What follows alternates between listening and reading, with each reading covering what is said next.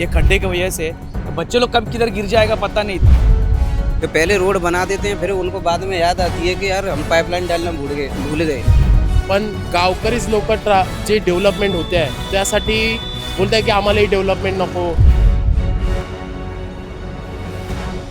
Mud ते मारवे येथील सुरू असलेल्या रस्त्याच्या कामांमुळे येथील नागरिक, प्रवासी, विद्यार्थी आणि पर्यटकांचे हाल सुरूच आहेत. जागोजागी रस्ता उकरून ठेवला असून त्यावर वाहतूक नियंत्रण पूर्णतः विस्कळीत झाली आहे. या रस्त्यावरून दररोज हजारो नागरिक प्रवास करतात, पण सध्या मोठे खड्डे, बांधकाम साहित्य आणि अर्धवट उकरलेले रस्ते यामुळे वाहनांची मोठी इथे गर्दी झालेली पाहायला मिळते. धूळ इतकी वाढली की विद्यार्थ्यांना, मोटरसायकलस्वारांना आणि पर्यटकांना मास्क वापरावा लागत आहे. स्थानिकांकडून सांगण्यात येत आहे की दमा, खोकला, ॲलर्जी आणि डोळ्यांना जळजळ होण्याची समस्या ज्या आहेत त्यामध्ये सुद्धा मोठ्या प्रमाणात वाढ होऊ लागली आहे. आता या ठिकाणी तुम्ही पाहताय की रस्त्याचं या ठिकाणी खोदकाम सुरू आहे आणि कुठे या ठिकाणी ह्याच्या अगोदर आपण एक व्हिडिओमध्ये पाहिलात की त्या ठिकाणीही कुठल्याही पद्धतीचं वाहतुकीचं या ठिकाणी नियोजन नव्हतं. तशाच पद्धतीचं ठेकेदारचं या ठिकाणी सुद्धा जे काम सुरू आहे या ठिकाणी कुठेही वाहतुकीचं या ठिकाणी नियंत्रण करण्यात आलेलं नाही आहे. म्हणजे या ठिकाणावर नाही, म्हणजे मडचा हा जो एक पट्टा आहे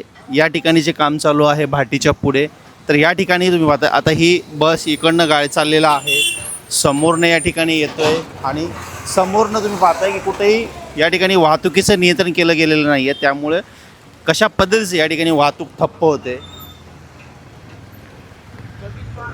हे पहा, तुम्ही पाहताय कशा पद्धतीचं या ठिकाणी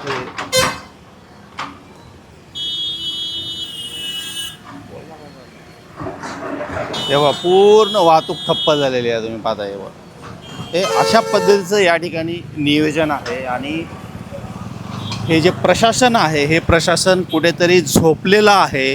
या त्यांचे कुठेतरी हात बांधले गेलेले आहेत ठेकेदाराकडनं. अशा पद्धतीची परिस्थिती आहे. याचमुळे ह्या लोकांना प्रशासन जे अधिकारी आहेत त्यांना कुठल्याही पद्धतीचा फरक पडत नाही. नागरिक या ठिकाणी कशाही पद्धतीचा त्रास सहन करो आणि सर्वात महत्त्वाचा जो विषय आहे तो विषय म्हणजे या ठिकाणी तुम्ही पाहताय की धुळीचं जे प्रमाण आहे किती मोठ्या संख्येने आहे. प्रदूषण वाढत चाललेलं आहे.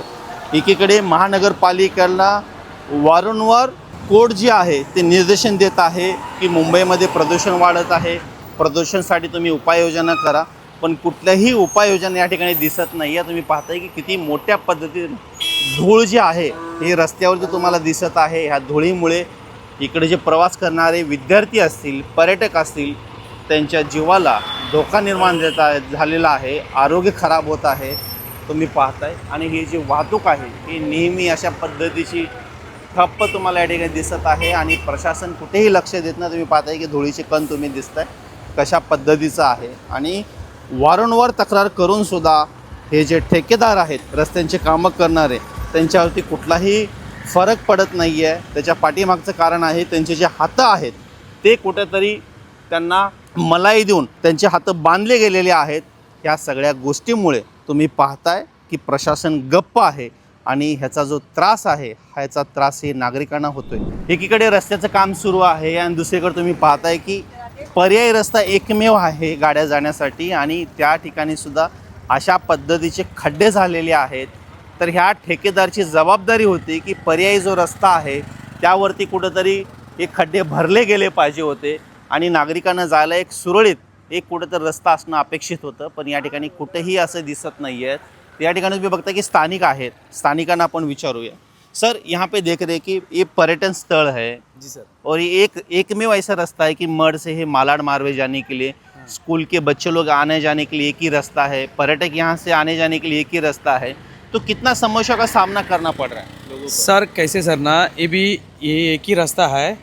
फिलहाल एक ही जगह क्लियर नहीं कर रहे लोग, कभी उधर खोद रहे हैं कभी इधर खोद रहे हैं. और यहाँ से जो बच्चे लोग जाते हैं ये धूल मट्टी से, और ये लोग स्कूल जाने के लिए भी जाते थे, आधा से पौना घंटा स्कूल लेट हो रहा है इनका. सुबह का टाइम पे आने का टाइम पे बच्चे लोग को जल्दी आने का टाइम पे भी इतना ट्रैफिक रहता है ये खड्डे की वजह से. तो बच्चे लोग कब किधर गिर जाएगा पता नहीं, इतना गाड़ी स्लो चलाना पड़ता है. वो स्लो के चक्कर में ट्रॅफिक भी काफ़ी जाम होता है इधर. अनेक ठिकाणी खोदकाम झालेलं आहे पण त्या ठिकाणी ट्रॅफिकचं नियोजन कुठेही नाही आहे. ठेकेदारांची माणसं या ठिकाणी नाही आहेत आणि तुम्ही पाहताय की नागरिकांना कशा पद्धतीचा त्रास होतो आहे. याच्यामध्ये गर्भवती महिला असतील, वृद्ध या ठिकाणी जे व्यक्ती आहेत, नागरिक आहेत, वृद्ध नागरिक, त्यांना दवाखान्यामध्ये जाण्यासाठी अशाच खड्ड्याच्या रस्त्यामधनं जावं लागतं आणि बायकर्स असतील, ऑटो चालक असतील, त्यांना याचा खूप मोठा त्रास होतो आहे आणि या धुळीमुळे सगळ्यांचं आरोग्य जे आहे ते धोक्यात आलेलं आहे. तर कुठेतरी प्रशासनानं लक्ष देणं गरजेचं आहे. आणि तुम्ही पाहताय की नाकाला या ठिकाणी अशा पद्धतीचा कपडा लावून या ठिकाणावरून जावं लागतोय.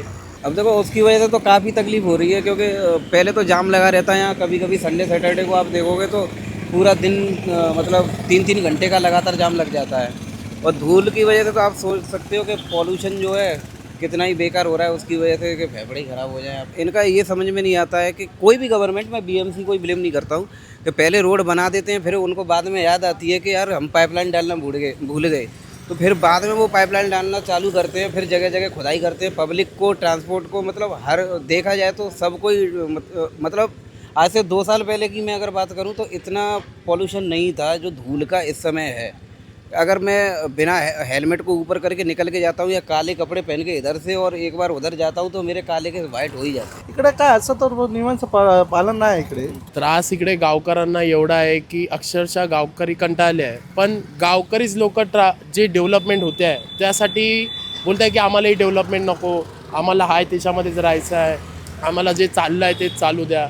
पण गव्हर्नमेंट बोलते जेव्हा डेव्हलप होईल तेव्हा तुमच्याच गावातल्या लोकांचा तुमचा विकास होणार आहे. तर तुम्ही डेव्हलपमेंटला का म्हणजे माघार का घेत आहेत तुम्ही डेव्हलपमेंटसाठी? हो बरोबर. जसं की आता हा पूर्ण विषय BMCचा आहे. BMCने नाही बोलून तरी या गोष्टीचं नियोजन तरी केलं पाहिजे. जसं की आता इकडनं जाण्या येण्यासाठी लोकांना एवढा त्रास होतो आहे, तर त्यांचा त्रास कमी करण्यासाठी आपली 2-4 माणसं जरा त्या ठिकाणी पाठवा व त्या माणसांना कामाला लावा की बाबा प्रत्येक माणसं दिसत नाहीत. कुठेच नाही. आणि अशाने काय होत आहे की लोकांना त्रास हा खूप वाढत चाललेला आहे. येत्या काळामध्ये हे सर्व कमी होणार आहे. पण आता सध्याच्या काळामध्ये डेव्हलपमेंट होते आहे, पण गावकरी, इकडे राहणारे कोळी रहिवासी यांना हा डेव्हलपमेंट हा प्रकारच नको आहे.